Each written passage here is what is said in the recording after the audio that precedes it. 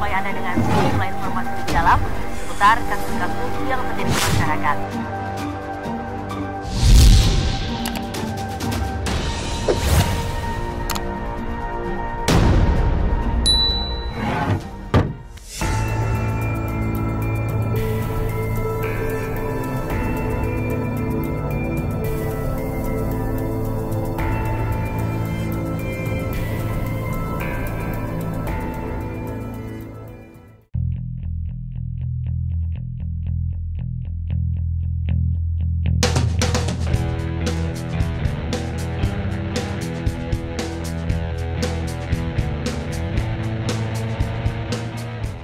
Usai mendapat laporan adanya kecurigaan atas kematian yang tidak wajar, polisi yang bertugas di Polsek Gabus Wetan dan Polres Indramayu membentuk tim penyelidik.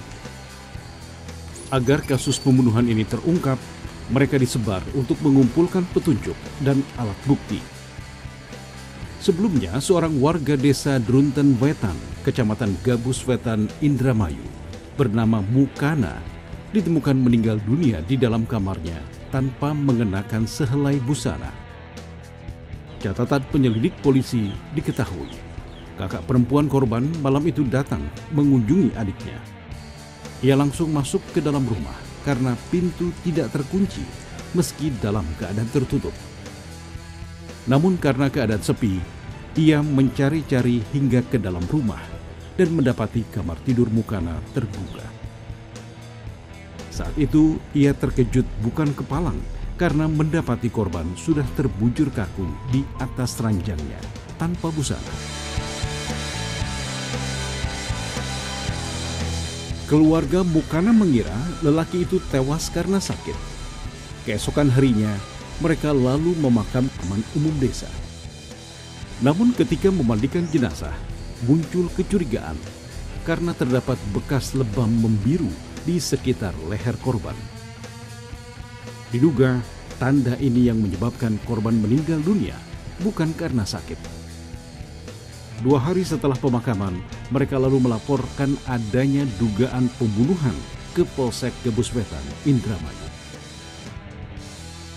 Pada hari Jumat tanggal 22 September 2017 kira pukul 15 kami mendapat laporan dari masyarakat termasuk juga keluarga korban bahwa ada satu peristiwa pidana.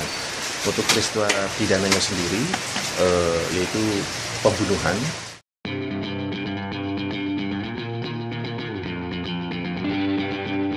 Kecurigaan kematian Mukana itu tidak wajar semakin menguat ketika ada informasi dari warga desa bahwa malam sebelumnya ada seorang lelaki muda berkunjung ke rumah korban. Jam 8 pagi? Iya, jam 8 sore. Oh, jam 8 sore. Udah seharian berarti? Iya, seharian.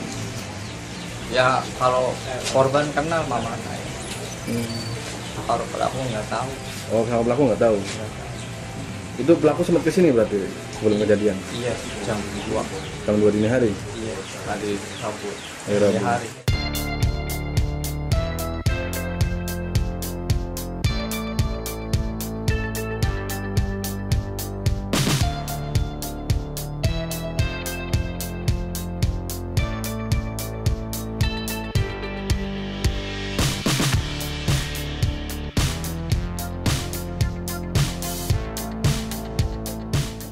Polisi yang mendapatkan informasi itu lalu mencari lelaki muda itu.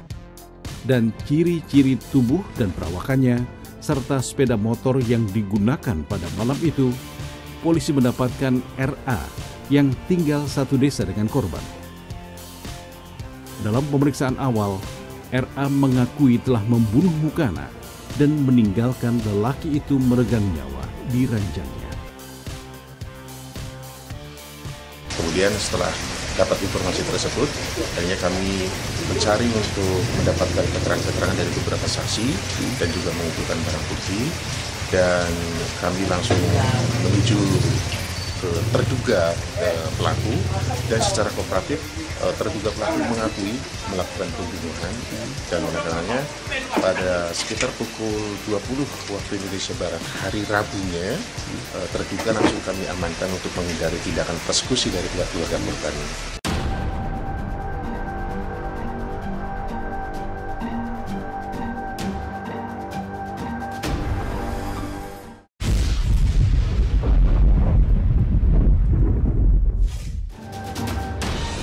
Dari hasil pemeriksaan terungkap RA memiliki hubungan dekat dengan korban. Keduanya sudah menjalin cinta sejak setahun sebelum Mukana ditemukan tewas. Kendati demikian, keluarga korban menyatakan tidak tahu kedekatan keduanya. Selama ini mereka tidak mengetahui RA punya hubungan khusus dengan lelaki berusia 48 tahun itu. Kurang lebih 1 tahun dari pengakuan tersangka ada hubungan dengan korban. Ya kalau korban kenal mama saya.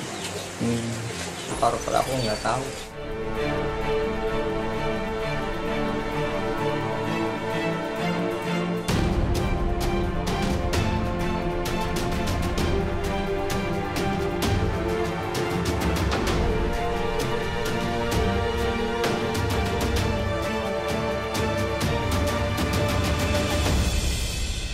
Kepada penyidik yang memeriksanya, RA mengungkapkan pada tengah malam itu melalui telepon genggam, tersangka diminta datang ke rumah Mukana. RA lalu mengendarai sepeda motornya menuju rumah korban. Ia tidak menyadari ada beberapa warga desa yang mengawasi kedatangannya karena tidak lazim untuk bertamu ke rumah orang pada tengah malam. Tersangka dan korban sempat berbincang-bincang yang kemudian dilanjutkan dengan bermesraan. Namun usai melampiaskan kerinduannya, mereka bertengkar. RA tidak terima dengan perkataan korban yang menuduhnya telah memiliki kekasih lain. Selama ini, tersangka merasa ia hanya mencurahkan kasih sayangnya hanya kepada Mukana semata.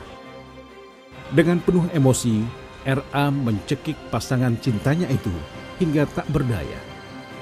Dan usai mengambil beberapa barang milik korban, lelaki muda itu melarikan diri. Kalau untuk motifnya dilatar belakangi dari si tersangka, karena sudah ditetapkan tersangka, merasa kesal pada saat setelah berhubungan, yang bersangkutan mau pulang kemudian dicegah oleh korban dan dituduh oleh korban bahwa si tersangka ini punya pacar baru. Cuma karena katanya kalah si Mukana, dia mau pulang, nggak boleh sama Mukana, 3 kali dia marah. Kalau bilang dengan saya mau pakai ini, ternyata pengakuan di Polres pakainya pakai jari dengan kuku. Kan lukanya di sini. Ternyata ini luka kena kuku, bukan kena apa-apa.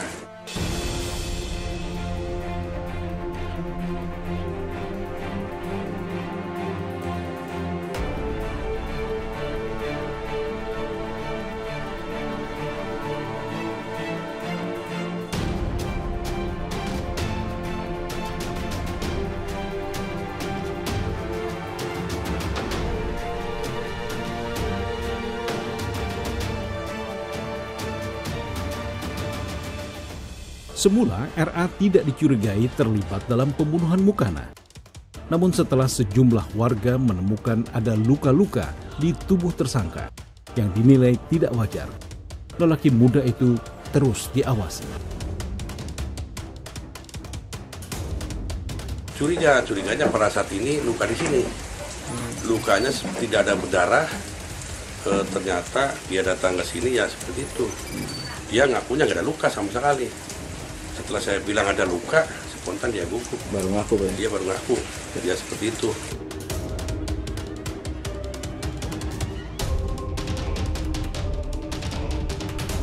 Selama ini, sosok tersangka cukup dikenal di kalangan warga desa karena ia kerap melayani orang-orang yang memerlukan jasanya.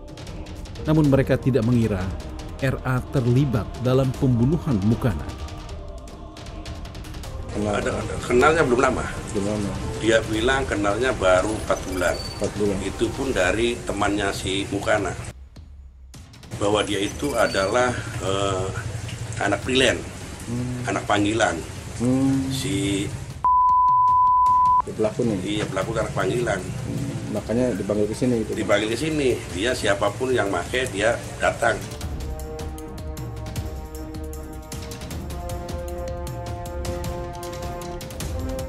Sementara korban sendiri dikenal sebagai seorang yang dermawan. Kendati ia tidak memiliki pekerjaan tetap, namun mendiang Mukana kerap memberikan uang kepada orang, termasuk kepada keponakan-keponakannya yang mengunjunginya. Ya baik orangnya, biasa. Sama tetangga, sama keluarga? Iya, sama keluarga, ponakan juga baik. Kaget nggak Pak dengan peristiwa ini Pak? Iya kaget. Harapan buat pelaku gimana Pak? Dihukum atau gimana? Iya dihukum. Hukuman kayak gimana Pak? Timbanya sesuai hukum.